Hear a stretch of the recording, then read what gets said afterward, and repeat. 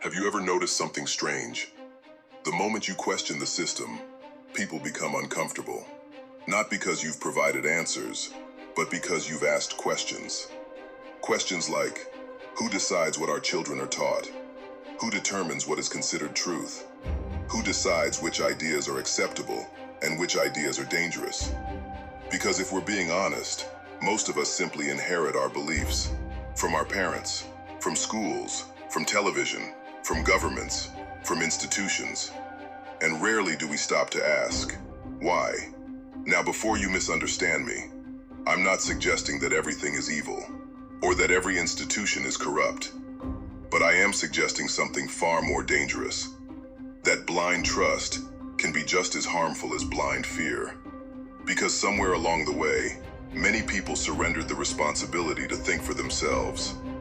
And perhaps that's the real system, not a conspiracy, but a culture. A culture that rewards obedience and punishes curiosity. A culture that tells you what to think instead of teaching you how to think. Because an educated mind isn't one that memorizes, it's one that questions, one that explores, one that refuses to surrender its ability to reason. And perhaps the greatest gift we can give our children isn't to tell them what to believe, but to teach them how to think, how to ask questions, how to seek truth, and how to have the courage to stand alone when necessary. Because free thinkers are rarely popular, but they have always been necessary.